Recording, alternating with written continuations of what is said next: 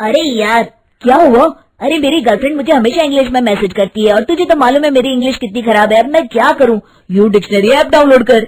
U dictionary app ये कैसे help करेगा? अरे डिक्शनरी ऐप में एक बहुत ही अमेजिंग फीचर है, मैजिक ट्रांसलेटर, जो तुझे बस सेटिंग में जाकर इनेबल करना है और उसके बाद अपनी गर्लफ्रेंड के मैसेज में जाकर क्लिक कर, वो खुद उसे ट्रांसलेट कर देगा। ओह वाह, बट मेरा ग्रामर भी कच्चा है यार। अरे तो वही मैजिक फीचर में जाकर तुझे बस ग्रामर ऑप्शन को सिलेक्ट करना है और अपनी मैसेज में जाकर क्लिक करना है, वो ऑटोमेटिकली तेरा मैसेज का ग्रामर ठीक कर देगा और ये मैसेज तू भेज दे बिंदास।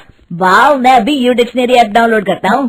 तो गाइस, जब तक मेरा फ्रेंड ये ऐप डाउनलोड कर रहा है, आप भी डाउनलोड कर लीजिए U dictionary app, link description में दी हुई है, और अपनी इंग्लिश इंप्रूव कीजिए। चमत्कारी बहू की लालची सास। राजगढ़ की गौरी अपने माता पिता की इकलौती संतान थी। गौरी के पिता मेहनतकश किसान थे। वो सारा दिन खेतों में काम करते। गौरी अपनी माँ का किचन में हाथ बटाती। वो जंगल से लकड़ियां बीनती और माँ के चूल्हे में मदद करती। एक दिन वो जंगल में लकड़ी बीनने गई थी कि तभी उसे रोने की आवाज आती है।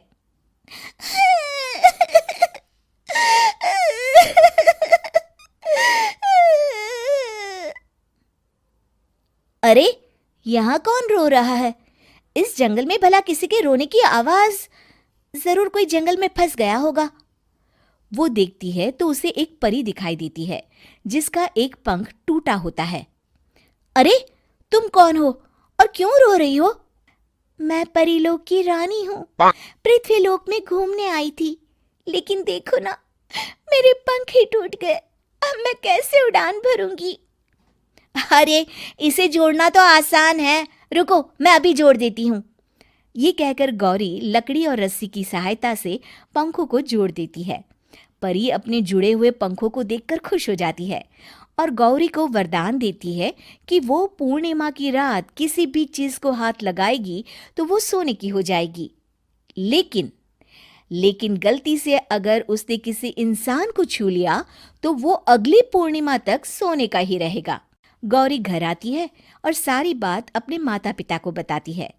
गौरी की माँ उसे कहती है, तू भी ना गौरी, सारा दिन परियों की कहानियां पढ़कर स्वप्न लोक में ही रहती है। नहीं माँ, मैं सच बोल रही हूँ। देखो, आज पूर्णिमा की रात है ना, इसलिए डर के मारे मैं कोई सामान भी नहीं छू रही हूँ। अच्छा, ऐसी बात है बिटिया रानी, तो जरा इस घड़े को हाथ लगा दे। गौरी घड़े को जैसे ही हाथ लगाती है वो सोने का हो जाता है। गौरी के माता पिता घड़े को देखकर हैरान रह जाते हैं। अगले दिन गौरी के पिता उस घड़े को सुनार के पास बेचने जाते हैं तो रास्ते में उन्हें कंचा काकी मिलती है। वो सोने का घड़ा देखकर गौरी के पिता से पूछती है, अरे गौरी के बापू, ये पीतल तो बड़ा चमक रहा है। अरे काकी, ये पीतल नहीं, सोना है, सोना। बेचने ले जा रहा हूँ। अरे कहीं कोई लॉटरी लग गई है क्या? इतना सोना? गौरी के पिता काकी को गौरी को परी द्वारा दिए वरदान के बारे में बताते हैं। काकी गौरी के पिता की बात सुनकर सोच में पड़ जाती है और फिर अगले दिन काकी गौरी के घर आती हैं। गौरी के बापू, तुम्हारे लिए मैं एक खुशखबरी लाई हूँ। तभी गौरी की माँ पूछती है, क्या खुशखबरी है काकी? अरे तुम्हारी बेटी का रिश्ता मैं अपने बेटे से करना चाहती हूँ। अरे कब तक अपनी सयानी लड़की को घर पर बिठा कर रखोगी? हाँ, देखो काकी, मैं ऐसे ही व्यक्ति से अपनी बेटी की शादी कराऊंगा जो गौरी के वरदान से नहीं, उसके गुणों को समझे। अरे हमें तो गौरी के गुण अच्छे लगे, इसीलिए तो आ गई हूँ मैं।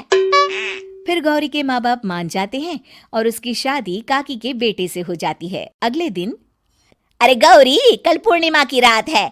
तुम्हारे पिताजी परी के वरदान के बारे में बता रहे थे, तो मैं ना कुछ चीजें रख दूंगी, जरा हाथ लगा देना।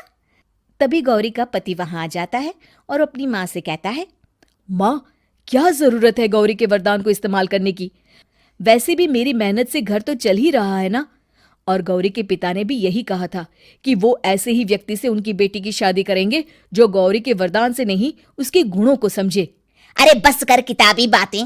तेरे लिए क्या लड़कियों की कमी थी जो मैं ये किसान की बेटी घर ले आती?